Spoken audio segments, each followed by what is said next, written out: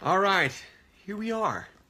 Day 100 with this guy. Bowie. Surviving a puppy, we've come a long way. This is the 100th and final video installment of basically my chronicling my journey with little Bowie here. And I've got four things that as I reflect back on life with him and what it's like to raise a puppy. I have four things that I want to kind of tell you about and discuss real quickly here today that he's going to eat. Say hi to your fans there. Say hi to your fans right there. Look, right there. Hey, Regina, how are you? Yeah, 100 days. Can't believe it. He is almost exactly 6 months. Almost very closely, another week or so, he'll be 6 months old. And I've had him for 100 days so far. So just to recap, if you to kind of bring you up to speed, if you don't remember those earlier videos. So what happened was I lost my pit bull, Haley, who was 16 years old, in the spring. And I was not ready for another dog. I didn't really want one at the time. I thought maybe in the fall we would get one. But my wife and my kids, they were ready. So, and it was only about 10 days, I think, after that we had to, say goodbye to Haley, that I got a text with his little picture in it saying that someone had just surrendered him and would I be interested, or did I know anybody who would be interested? But that was for me. And when I saw him, my wife, who was definitely ready, has been sending me Pet Finder images, all of hound puppies, and I told her I didn't want a hound puppy. Hounds are really notoriously difficult to train because they're bred to ignore us, so they take a lot of patience and they don't really respond that well to direction. And puppies are exhausting, and I knew that I had a lot on my plate and I didn't want to really take the time to do it. I would prefer having an older dog out of the puppy stage. But here this little guy was. And, my one daughter, I think, really needed him. So I decided, even though it wasn't the right choice for me at the time, I decided to do it for my family. All right, now, that's great and all, However, it causes some problems, okay? Because I was not in my heart or in my head really on board with this, I was basically just doing it for them. It did cause some problems over the last 100 days, and the problems, I got a lot. And basically, so when I decided that, okay, we were going to do this, even though I didn't want to do this, that I was going to make him the best dog I could. I knew he was a beagle, so he was going to be tough. But I wanted to make him the best beagle that I could, the best him I could make of him. All right, so I knew that was going to require some time. So I had to put off things I was doing. I was in the middle of writing a book. I had to postpone that. I was creating this awesome new online program for dog businesses, which was supposed to come out in June. I had to postpone it. Hopefully that's now scheduled to come out in September. But these are big things that are, big goals of mine, big things that I was excited about working on. So I had to put all those on hold just to spend time with him, to train him, to socialize him. Puppies are amazingly time consuming. I knew that. So I did it. The problem is even though I knew it, because we got this puppy for basically I got it for my daughter and for my family. My other daughter likes him and is enjoying him more and more as time goes on, but really wasn't really invested. Didn't really want it, but my one daughter Jada wanted him badly. Wanted any puppy. Didn't even know about him, but wanted a puppy very badly. Sorry, my phone's going off there. Obviously a telemarketer. I don't answer my home phone. So what this caused. So I went in thinking, okay, I know I'm going to do this for them, whatever. Yeah. Sounds really great and everything. And then what happens is when I got to the day-to-day stuff, I found myself feeling frustrated and resentful of him because I don't have time to do the things that I know I want and need to do.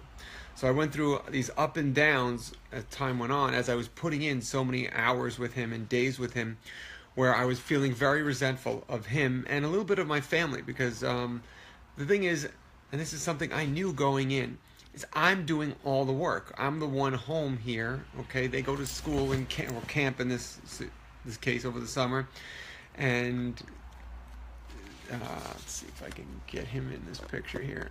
There we go. So then my wife has to work regular hours and stuff, where I am more flexible.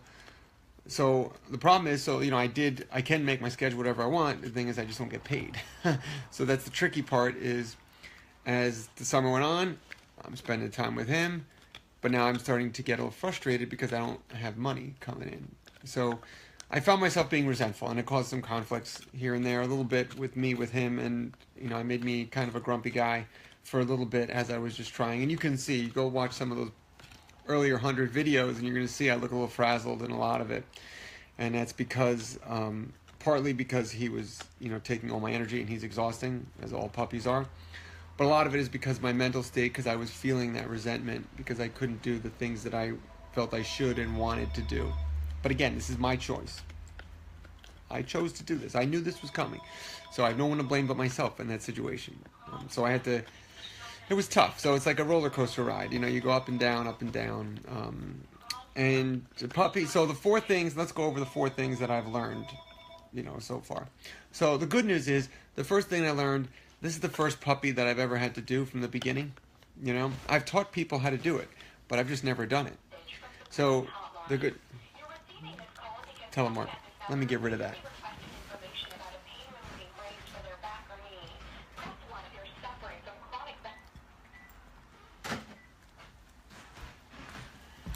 I can't believe that is a marketing strategy that works. Cold calling someone with an automated message. People do it. I'm amazed. So the first thing that I realized is that, okay, so although I have done this many times, I've told people many times that I've never had to do it personally. What I realized is the good news is everything that I have been teaching works and is totally accurate. So it's just great to see firsthand that if you just do it, it works. Okay, it's a system. Raising a puppy is a system, and if you can do it, it works. Okay, you get a great dog. Okay, the problem is, what I've learned, it's very time consuming. And this is what I knew, but now doing it, I realize how unbelievably consuming and ultimately frustrating it can be. Okay, many times I thought about giving them up, saying, listen, this is just, who was I kidding? I made a big mistake here. And I think a lot of puppy people go through that moment where you're just like, what the hell did I do? Okay, even me, even the guy who teaches people how to do it. So that's a normal part of, I think, having a puppy is they drive you nuts. Same thing with kids, you want to give them away half the time when they're really young, driving you nuts.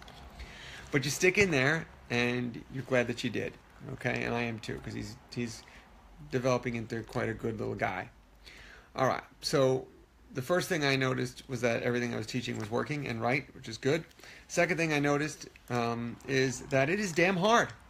Yeah, it is damn hard raising a puppy because of not only the time commitment, the relentless energy, nippiness, it's not a lot of fun, a lot of times because of all of that. Yeah, he's got his moments where he's great but it's a lot of work in the beginning. Okay, so I think a lot of people don't understand before they get that puppy. They just think about all the cute, and we're going to cuddle, and no, it'll be so fun playing with him. And they don't realize that they have this nippy, crazy animal that's going to sap all your time and money up. All right? So it is damn hard. Okay? So that's the second big lesson. And that's why anytime someone tells me they want a puppy, I always spend about the first half hour as I'm, consulting with them, trying to talk them out of it. Because it is really hard, and I just want to make sure everyone is up for the challenge. Because if you are, that's great. You can create a great dog. If you're not, it's going to cause a lot of conflicts, and that's why so many puppies are giving up. All right. So let's see I'm just going to my notes here that I made for you guys. Okay. And like all things, if you put in the time, it's my third thing, it gets better over time. depending upon the investments you make early on. So if you've done your homework and you've put in the time and you've worked real hard with your puppy, you're going to see results. You're going to see him get better again and again and again over time. As time goes on, he's going to get better. Now, if you don't do anything, if you don't train, if you don't put in the time, things actually get worse over time. And just yesterday, I had one of our friends come over for a play. I had a play date for my girls, and the dad came over to pick up, their daughter, and said hi to Bowie and stuff. And they're like, "Oh, look at Bowie, oh, look at him, he's just a good boy and everything." And he's like, I'm like, yeah, he's not always like this, he has his moments and everything. And he's like, no, we have a friend who's got a puppy as well, and it's crazy, just unbelievable, but that's because they don't train him. And I think that's what it comes down to. Dogs are going to act like dogs, which will be crazy animals, unless you invest the time to train him. Okay? So, if you invest the time, things will get better. This month will be better than last month. Then will be better than the next month, all right? Sorry. Glenda, you say too many puppies end up homeless. Yeah, and that's 1 out of 4 given up before they're a year old. And I understand it now. Like I said, I thought about giving him away a couple times too. So I think it's a lot of people who are not prepared going in. And even me, I was prepared. I knew what I was in for. But it still doesn't change the fact that it's difficult. So I think people have to understand that what they're up against, what they're getting into, and have the resources and the knowledge about what to do. All right. The problem is they get into this and then they just don't know what to do. They don't know how to solve their problems. They don't know how to get past it. And they're like, I guess I can't. So it's a good thing to get educated and get this information, right? Yeah, you got it right, Lynn. I got a beagle. Okay, so I'm sorry. Let me take a look at this. This is what I'm dealing with. Look at this guy. Oh yeah, baby. That's my boy. All right. So my fourth thing is, sorry guys. My fourth thing that I recognize is there's specific things you need to focus on. And again, this goes back to everything I train and teach people about, is you need to focus on the right things. Okay, so I'm 100 days into it. I have taught him 0 obedience. None. My kids taught him sit, so he knows sit a little bit. I've done none of that. He doesn't know down, stay. We've worked on recall a little bit. We have worked on a little leash walking. But other than that, he knows no traditional skills. Why? Because that's not really relevant to me right now. That's not the important thing. That's not where I want to concentrate my efforts on right now. I have focused heavily on socialization. All right? So he is very well socialized. I've taken him all kinds of places, everywhere with me. And you can see the prior videos. You'll see him all over the place. He has a very busy social calendar. He has play dates all the time. I'm about to take him to one right now after this video. He has play dates. He goes to daycare. So the thing is, he is pretty... He's great where it counts. He's well socialized. He can go everywhere. He can do anything. I have no limitations that way. So that is to me is a huge. That's what I'm looking for now. Okay, I can teach him the basics, commands and stuff. He's also learning the rules of the house, which I think is important, as much as a stubborn beagle will learn. He has become quite the escape artist. I have all these expensive gates here that he seems to always figure out ways to get around. He's like diabolically smart. He's kind of like Lex Luthor, like really smart. If only he could use that for good instead of evil, life would be awesome. But yeah, he's a mischief maker. But that's pretty much my big takeaway. So no huge revelations, no big surprises in this. But I think what the things that have surprised me is, for me, a dog behavior expert, quote unquote expert, and puppy specialist. I thought I'd have an easier time with this, but the thing is, there is no easy time. There is no shortcut. I always say it's a rite of passage. Okay, you survive a puppy. That's why this is called surviving a puppy. Okay, it's not a joyride. All right, you survive it. It's work. Okay, but it's work that's comes with a lot of happiness and love in there too. Okay, and if you put in the time, you get a great dog. And I have to say, as much as I want to kill him sometimes, he's a great dog. All right, and he's a great companion for my girls. My girls are really starting to love him now because he's not so nippy. He lost all his puppy teeth officially, and he's maturing a little bit. He's still got a long way to go with that, but he's becoming a great dog, and I don't think that's by accident. I think it's because I focused on what I'm supposed to be focusing on early on to create that, and you can too. Just make sure you know what you're getting into and you're ready to invest the time into it. And if you do that, the results will come and you'll get a good dog. And it gets easier every day, every week, every month as time goes on, as long as you have the map, the road map, as long as you're doing the homework. All right, Lynn, how are you? You say rules of the house are very important. Yes, yes, yes, yes. Okay, you say you still have some resource guarding moments. Yeah, and that's something that we went through early in the beginning too, if you guys remember, if you've been following me along this journey. He's a beagle, so he's crazy for food. But I've done a lot of exercises to get him out of that. He's really great with me. I know he was staying with a neighbor of mine, and he kind of backslided a little bit because they don't have the same kind of knowledge that I do and the structure that I have him. But I got him right back really quickly, where he's eating nice and slow again. Not slow, but much not frantic. And he was resource guarding a little bit with my wife and kids, and a little bit with me. But we did some exercises because we caught it early on. You know, I noticed it the second I saw him get a little growly or whatever. We did a lot of give and takes.